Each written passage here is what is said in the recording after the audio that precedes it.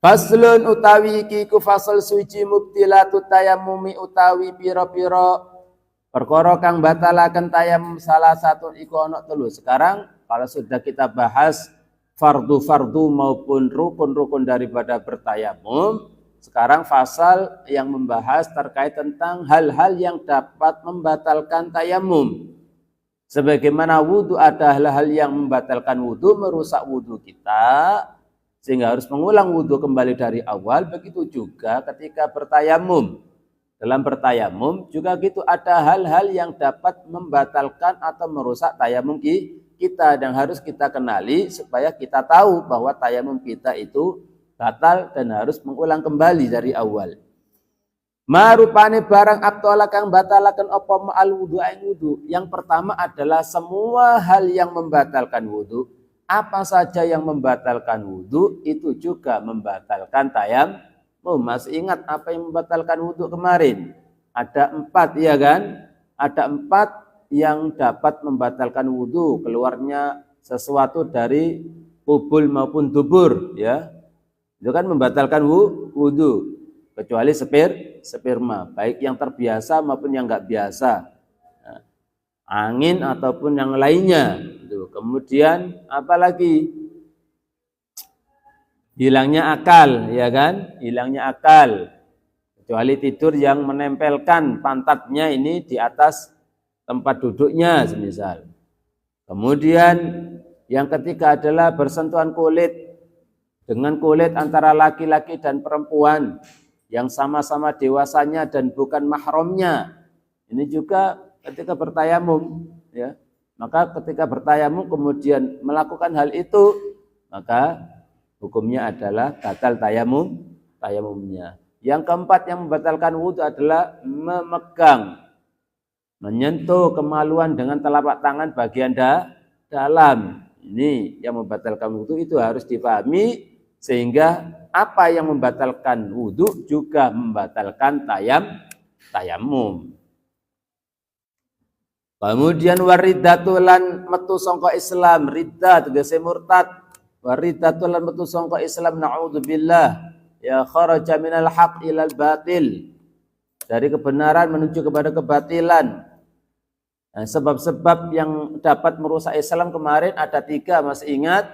Yakni pertama adalah sebab keyakinan, dan ini ijma' ulama. Semua ulama madzhabul arba'ah, semua ulama lintas madhab ini sepakat bahwa hal yang dapat membatalkan, yang dapat merusak Islam seseorang itu ada 4. Yang pertama adalah, sekalipun kemarin sudah dijelaskan, maka tidak ada jeleknya kalau kita ulang kembali, kita ulas kembali agar lebih paham, agar lebih ingat lagi, ya, sehingga bisa disampaikan kepada yang lainnya dan juga bisa hati-hati. Yani yang pertama adalah sebab keyakinan yang salah, meyakini Allah Subhanahu wa taala itu seperti layaknya makhluk yang lainnya, punya mata, punya anggota tubuh, punya dimensi, berada di suatu tempat, berada di suatu arah, berada di langit, bergerak, diam dan lain sebagainya. Itu adalah sifat-sifat makhluk yang tidak layak disifatkan kepada Allah Subhanahu wa taala. Maka orang-orang yang punya keyakinan Allah seperti makhluknya, seperti manusia dan lain sebagainya, maka dia tidak lagi menjadi bagian dari seorang muslim. Wajib bertaubat meninggalkan keyakinannya itu dengan mengucapkan 2 kalimat syahadat. Kemudian yang kedua adalah sebab perbuatan.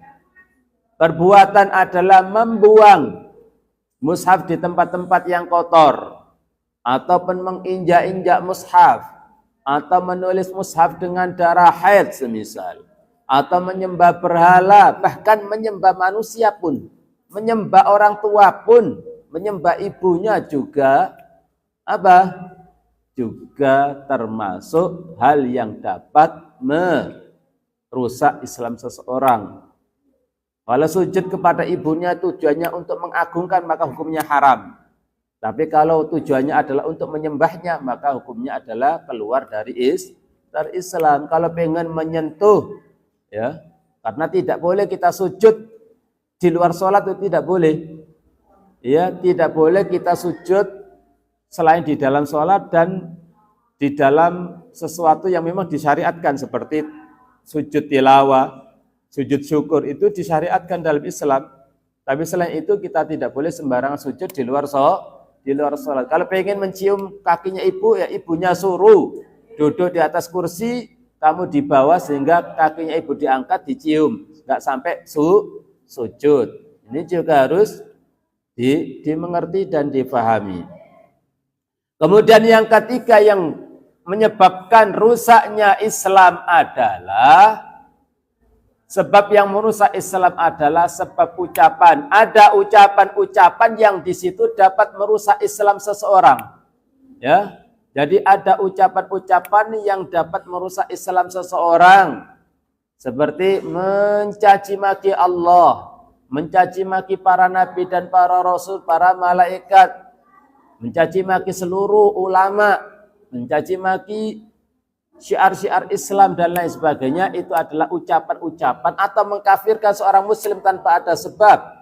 Itu semuanya juga merupakan hal-hal yang dapat merusak Islam seseorang yang harus difahami dan dihati-hati jangan sampai melakukan salah satu dari tiga hal tersebut. Kalau salah satu dari tiga hal tersebut ini dilakukan, wajib segera kembali meninggalkan apa yang ia lakukan itu atau meninggalkan apa yang jadi keyakinannya itu, lalu mengucapkan dua kalimat syahadat.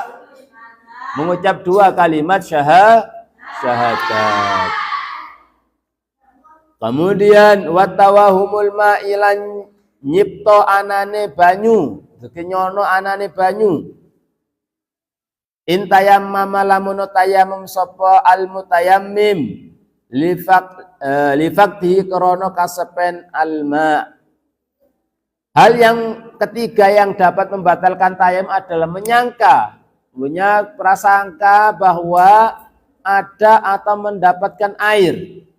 Jadi mendapati air atau melihat air. Maka menyangka mendapatkan atau menemukan air, melihat air, ini juga dapat membatalkan tayamum seseorang.